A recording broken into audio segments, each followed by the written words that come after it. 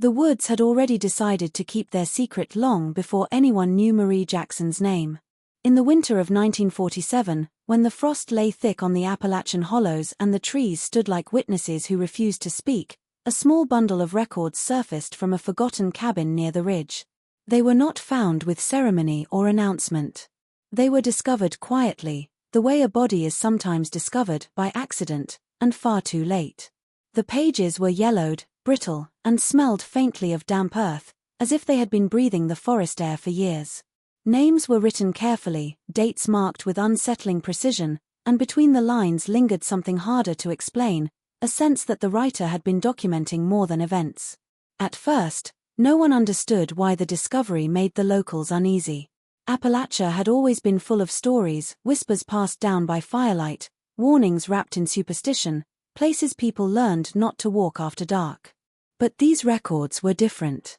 They didn't exaggerate. They didn't plead. They simply stated things as they were, or as Marie Jackson believed them to be. Families mentioned in the pages grew quiet when the records were spoken of. Doors closed faster. Conversations ended mid-sentence. Some claimed the woods felt heavier after that winter, as if the mountains themselves had shifted slightly, settling into a new, uncomfortable truth. Those who read further noticed patterns that should not have existed, disappearances that were never reported, births that did not align with seasons, locations marked again and again as though something kept returning to the same ground. The deeper one went, the harder it became to separate history from confession. And always, threaded through the writing, was the sense that Marie Jackson had known the records would one day be found. That she had chosen the woods not to hide them, but to guard them until the moment Appalachia was forced to remember what it had buried. The Woods had already decided to keep their secret long before anyone knew Marie Jackson's name. In the winter of 1947, when the frost lay thick on the Appalachian hollows and the trees stood like witnesses who refused to speak, a small bundle of records surfaced from a forgotten cabin near the ridge. They were not found with ceremony or announcement. They were discovered quietly, the way a body is sometimes discovered by accident, and far too late. The pages were yellowed, brittle, and smelled faintly of damp earth, as if they had been breathing the forest air for years. Names were written carefully, dates marked with unsettling precision, and between the lines lingered something harder to explain, a sense that the writer had been documenting more than events. At first, no one understood why the discovery made the locals uneasy.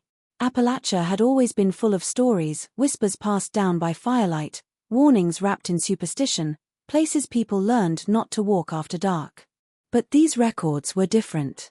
They didn't exaggerate. They didn't plead. They simply stated things as they were, or as Marie Jackson believed them to be. Families mentioned in the pages grew quiet when the records were spoken of. Doors closed faster. Conversations ended mid-sentence. Some claimed the woods felt heavier after that winter, as if the mountains themselves had shifted slightly, settling into a new, uncomfortable truth. Those who read further noticed patterns that should not have existed, disappearances that were never reported, births that did not align with seasons, locations marked again and again as though something kept returning to the same ground. The deeper one went, the harder it became to separate history from confession. And always, threaded through the writing, was the sense that Marie Jackson had known the records would one day be found. That she had chosen the woods not to hide them, but to guard them until the moment Appalachia was forced to remember what it had buried. As the existence of Marie Jackson's records became known, the second turning point unfolded not through action, but through silence. Families whose names appeared on the pages reacted almost immediately, though rarely in the same way.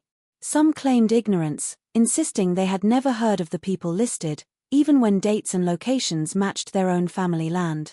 Others grew guarded, answering questions with practiced vagueness, as if they had been preparing for this moment without realizing it. The records did not accuse anyone directly, yet their presence alone seemed to reopen wounds no one wanted examined. What unsettled the community most was how the documents contradicted official memory. County birth ledgers, church registries, and burial records showed gaps where the handwritten pages did not.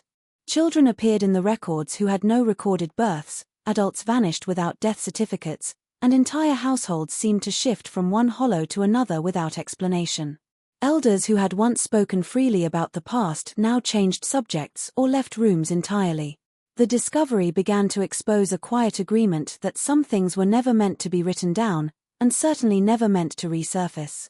Rumors filled the space where answers should have been. Some believed Marie Jackson had been a caretaker, documenting families others refused to acknowledge. Others whispered that she had been tasked with watching, recording patterns no one else wanted to see. A few suggested darker intentions, claiming the records proved Appalachia had always been aware of its own secrets and had chosen to protect them through silence rather than denial. Each theory deepened the unease, making the woods feel less like a refuge and more like an accomplice. The emotional impact spread unevenly. Younger generations were confused, caught between curiosity and fear, while older residents recognized familiar names and places they had been taught never to question. Community gatherings thinned. Church services felt strained. Even casual interactions carried an unspoken tension, as if everyone was silently measuring how much the others knew. The records had not changed daily life yet, but they had changed how people looked at one another. What made this turning point critical was the realization that the truth, whatever it was, had been collectively managed for decades. The documents revealed not just forgotten individuals, but a system of omission, a way of surviving that depended on shared denial. By simply existing, the records disrupted that balance.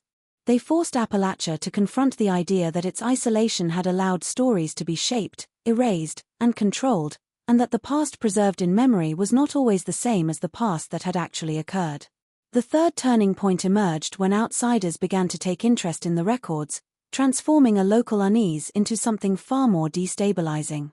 News of the documents reached beyond the hollows through a chain of quiet conversations, eventually drawing the attention of historians, archivists, and officials who believed they had stumbled onto a forgotten fragment of American history. Their arrival altered the atmosphere immediately. Where the records had once been handled cautiously by a few locals, they were now examined under brighter lights, measured against maps, census data, and land deeds. What had been a private reckoning became a public inquiry. As comparisons were made, the unsettling accuracy of Marie Jackson's writings became impossible to dismiss. Dates aligned with weather reports. Locations matched trails that no longer existed but appeared faintly on old survey maps. Names corresponded to families who had owned land unofficially, living between legal recognition and deliberate obscurity. The deeper the investigators went, the more the records seemed to fill in spaces that history had ignored rather than forgotten. This raised an uncomfortable question: if these lives had been omitted intentionally, who had decided they were not worth recording? The presence of outsiders stirred resentment and fear in equal measure. Some locals viewed the inquiry as an intrusion, a violation of boundaries long respected by those who lived within the mountains. Others felt exposed, as if the woods that once shielded them were now betraying their confidence. Interviews were cut short. Doors were shut. In some cases, people who had initially spoken freely began retracting statements, claiming faulty memory or misunderstanding. The records were no longer just documents, they were leverage, capable of forcing conversations no one wanted to have. Tension grew as officials suggested formal preservation, even publication. The idea that the contents could be archived, analyzed, and shared beyond Appalachia felt like a loss of control. The community had survived by shaping its own narrative, passing down stories selectively, allowing certain truths to fade while others endured. Now, an external authority threatened to fix those truths permanently in ink and interpretation. Marie Jackson's records, once hidden beneath a cabin floor, were becoming something that could no longer be contained. This turning point marked the shift from discomfort to confrontation. Appalachia was no longer wrestling privately with its past, it was being asked to justify it. The records stood at the center of this conflict, silent yet insistent, challenging both locals and outsiders to decide who had the right to define history, whose memories mattered, and whether some truths were ever meant to leave the woods where they had been quietly kept for so long. The fourth turning point came when the records themselves began to suggest patterns that no one had anticipated, patterns that hinted at a presence watching over the hollows long before anyone could make sense of it. As researchers, historians, and a few daring locals sifted through the pages, it became apparent that Marie Jackson had not simply been documenting events haphazardly. Every disappearance, every birth, every relocation of families was recorded in precise intervals, often tied to subtle environmental changes, heavy snows, storms, and even the migration of wildlife. At first, these observations were dismissed as coincidence or the result of an exceptionally meticulous mind, but the repetition and consistency could not be ignored. There was a rhythm to the records, a cadence that implied foresight rather than mere record-keeping. It was as if the mountains themselves had lent their timing to her hand. This realization sent shivers through both locals and outsiders. The woods, which had once been perceived as passive, silent observers, now seemed active, complicit in something far older and deeper. The precision suggested that whoever, or whatever, had existed alongside Marie Jackson had allowed her to see, and to write, what others would never notice.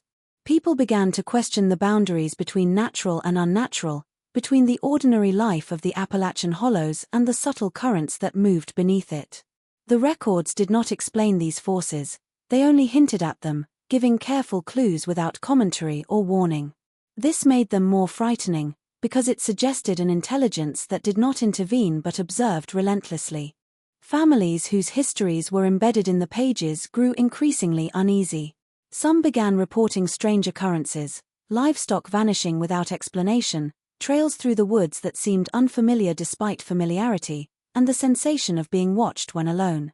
Stories that had once been dismissed as folklore, the sudden screams carried on the wind, the inexplicable shadow moving between trees, the disorientation of travelers returning from familiar paths suddenly aligned with the records. The mountains, it seemed, were not only a backdrop but an active participant, shaping the lives within them and leaving traces only those with keen eyes and persistent hands could uncover. The effect on the community was profound. Trust eroded in subtle ways, neighbors no longer assumed that what they saw or experienced was ordinary, and the simple act of stepping outside could feel fraught with anticipation. Those who had previously brushed off legends as exaggeration or superstition now regarded them with cautious attention. The discovery that the records might be connected to forces beyond human comprehension created a pervasive tension, a sense that something had been lying in wait all along. It was not merely a question of hidden histories but of hidden mechanisms, systems of observation and consequence that had quietly shaped generations. This turning point signaled that the mystery was no longer confined to ink on paper, it had begun to seep into the very air, the trees, and the consciousness of the people living among them. The fifth turning point arrived when the discovery of Marie Jackson's records began to affect the very landscape of social interaction within the Appalachian communities, revealing fissures that had been long buried beneath the veneer of normalcy. As more people studied the documents, it became clear that these were not merely historical accounts, but something akin to a map of secrets, connections, disappearances, and encounters that had been quietly orchestrated or left unspoken for decades. Families that had once felt secure in their shared histories suddenly found themselves questioning each other, wondering what had been intentionally left out and what had been deliberately concealed. Even casual conversations became fraught with tension. A passing mention of a date or location could provoke a reaction that was measured and guarded, as though the words themselves might expose culpability or forgotten knowledge. The presence of outsiders examining the records intensified these fractures. Officials and scholars sought to verify the accuracy of the entries, comparing names and dates with public records, census data, and church registries. In doing so, they inadvertently exposed discrepancies that the locals had long known but had avoided discussing. The result was a mixture of fear, resentment, and cautious curiosity.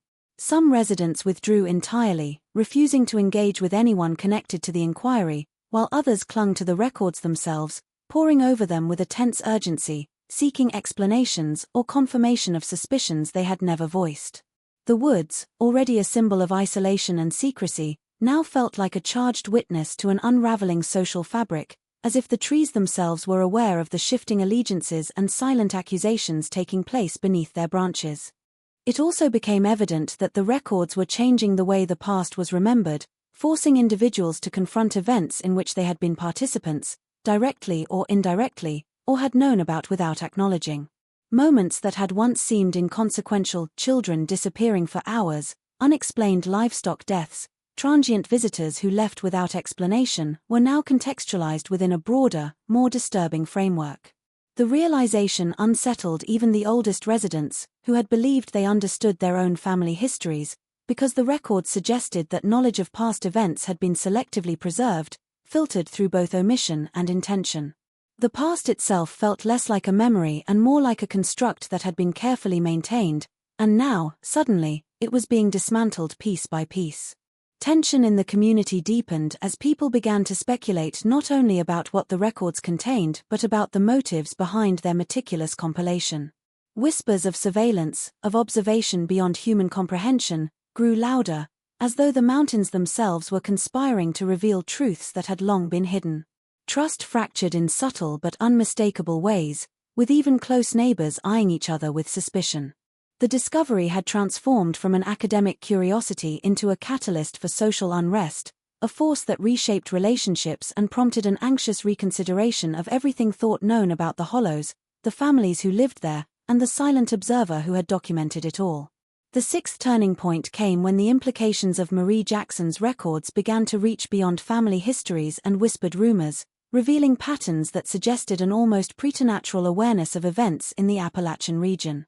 Scholars and locals alike noticed that the records were not simply documenting what had already occurred but seemed to anticipate occurrences in ways that defied logic. Certain entries foreshadowed disappearances, sudden illnesses, and conflicts before any official or oral account confirmed them. It was as though the hand that wrote the records had been guided not just by memory, but by an acute understanding of human behavior and natural cycles, predicting outcomes with unnerving precision. This realization changed the perception of the documents from mere historical notes to something more profound, almost prophetic, and instilled a sense of unease that spread across every hollow touched by the discovery. Residents began recounting experiences they had long dismissed as coincidences, only now realizing the records mirrored these moments in unsettling detail. Paths through the woods where children had vanished, old cabins where travelers had reported strange sensations, and families affected by sudden misfortunes all seemed to align with the patterns Marie Jackson had inscribed decades earlier. The consistency was undeniable and impossible to ignore. It became increasingly clear that her observations had not been random, but systematic, capturing the interplay between the people, the land, and forces that seemed hidden yet constant. Those who read the records felt the weight of being watched, as if Jackson's pen had captured not only events but the very consciousness of the Hollows themselves. The growing awareness of the record's predictive quality further strained the fragile social cohesion. Families began to question their own actions, wondering whether minor choices might somehow feed into patterns long foretold.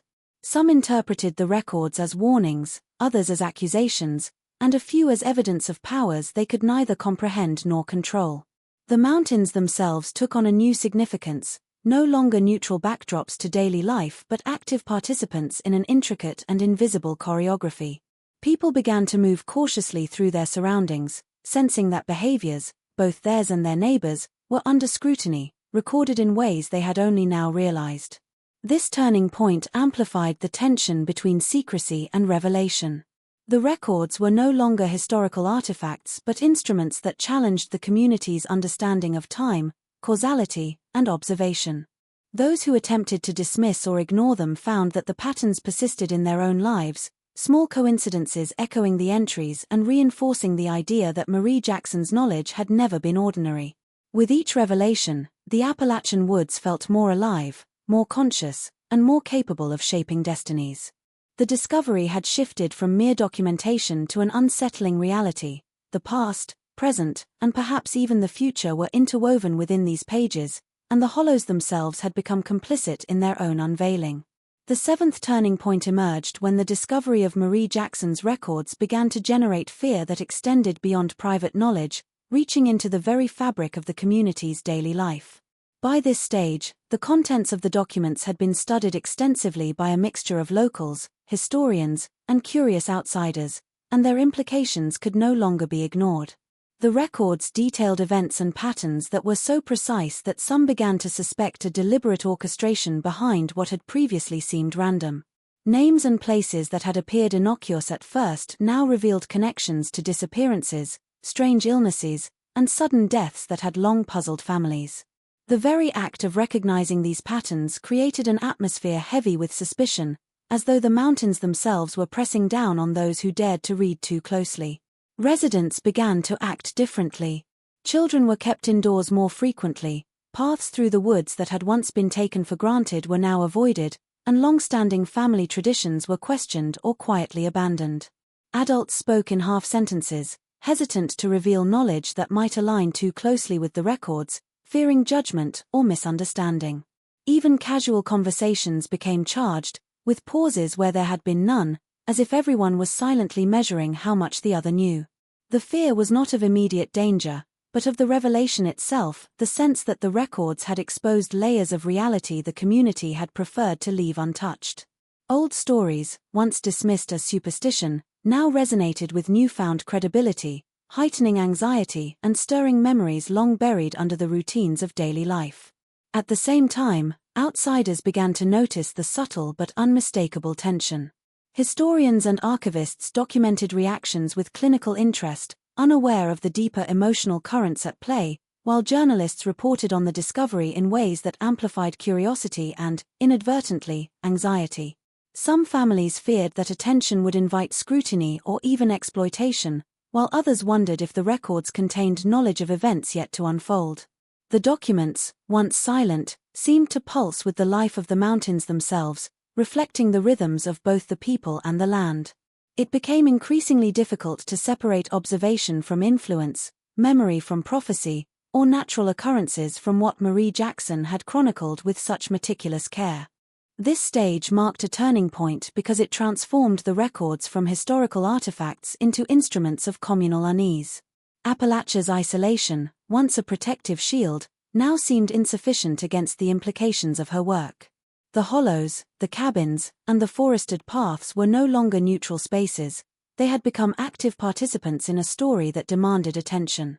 Families realized that knowledge, once revealed, could not be unlearned, and that the mountains had always been silently recording, waiting for the moment when someone would finally notice. The eighth turning point arrived when the records began to suggest that Marie Jackson's observations were not merely retrospective accounts but part of something far more deliberate and calculated, implying a network of influence that had extended across the Appalachian hollows for decades.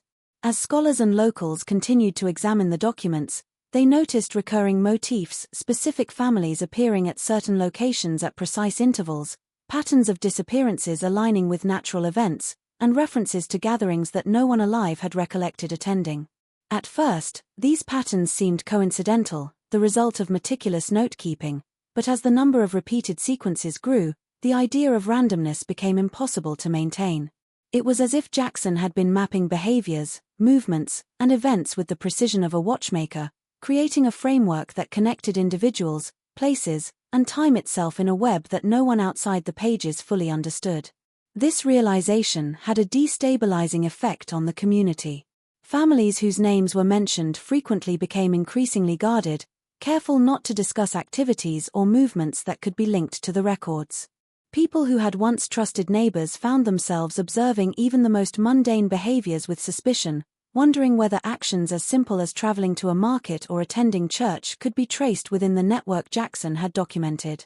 The community began to sense an invisible architecture underlying their lives, an intricate system in which choices, coincidences, and traditions were entwined in a way that made ordinary behavior feel both visible and accountable. The records did not explain why this had been done, only that it had been done with unnerving consistency, leaving a lingering question about Marie Jackson's intent. Outside researchers, initially interested in historical preservation, began to speculate on the broader significance of the patterns. Some suggested that Jackson had been attempting to understand or even influence outcomes, creating a record that could guide future generations or act as a warning.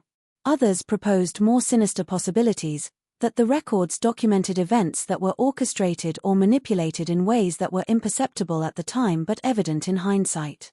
These theories, combined with the observations of locals who recognized uncanny correlations between the documents and their lived experiences, deepened a sense of unease and paranoia, making it increasingly difficult to distinguish between the normal rhythms of Appalachian life and the invisible order implied by the pages. At this stage, it became clear that the records were no longer simply historical documents, They were instruments that challenged perception and forced the community to reckon with questions about control, observation, and influence. Ordinary actions were now shaded by the knowledge that someone had watched, recorded, and perhaps even anticipated them. The hollows, the cabins, the forested trails, all the spaces once taken for granted, had become part of an intricate system that Jackson's meticulous hand had captured, and the discovery of this hidden order marked a turning point in which the past, present, and perception of the future were all irrevocably intertwined. The ninth turning point emerged as the broader implications of Marie Jackson's records began to ripple through the region, revealing that the patterns she had documented were far more extensive than anyone had initially realized. What had started as a private curiosity, a discovery tucked away in an abandoned cabin, was now recognized as a meticulously detailed chronicle of human behavior, natural events, and social connections spanning decades. Researchers noticed that certain occurrences recorded by Jackson, previously assumed to be isolated, were in fact interlinked, forming a network of cause and effect that suggested someone had been observing the Appalachian hollows with an almost impossible level of foresight. Each entry hinted at relationships between families, land, and environmental shifts that, when pieced together, painted a portrait of a community subtly influenced by factors no one could fully explain. As these connections became apparent, the local population began to experience a palpable tension. Conversations that had once been routine were now laden with caution, and even familiar paths through the woods felt charged with unspoken significance. People questioned whether the records were merely descriptive or whether they had somehow been prescriptive, a guide that shaped behavior without the participants ever realizing it. The hollows, which had always been considered remote and self-contained, were suddenly seen as part of a larger, hidden framework, one in which actions, coincidences, and misfortunes could be anticipated and recorded with eerie precision. Families grew wary, not only of what the documents revealed about the past, but of how much they might still influence the present, as if Marie Jackson's observations had created a latent order that continued to exert itself long after the ink had dried. The ripple effect extended beyond private apprehension. Scholars and historians who analyzed the records began to draw tentative theories about the social and environmental dynamics Jackson had captured, but each explanation seemed only to deepen the mystery. Why had she recorded so thoroughly? Who, if anyone, would benefit from these observations?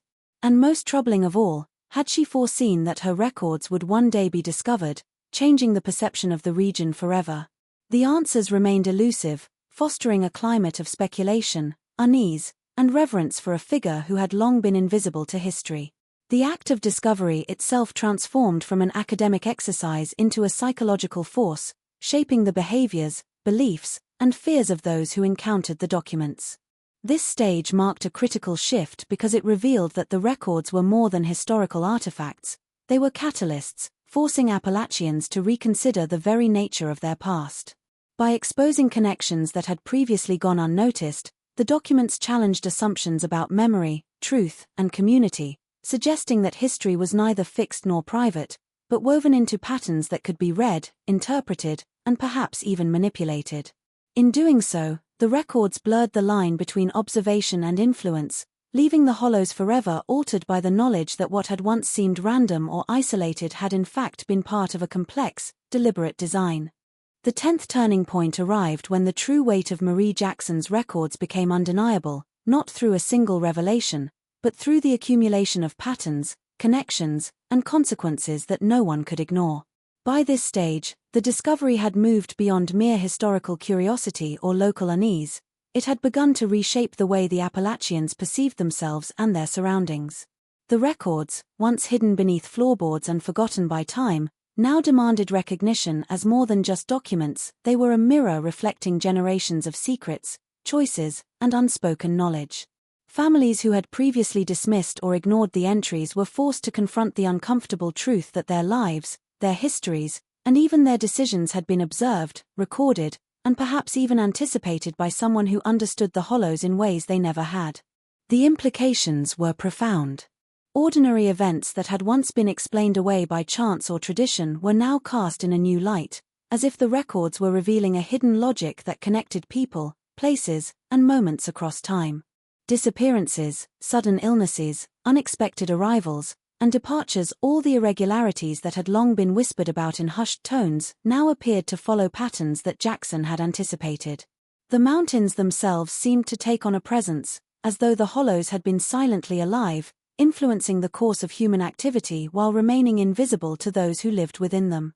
Residents could no longer walk the familiar paths of the woods with the same confidence, and even the simplest interactions carried the subtle weight of observation, as though every action might be recorded in some unseen ledger.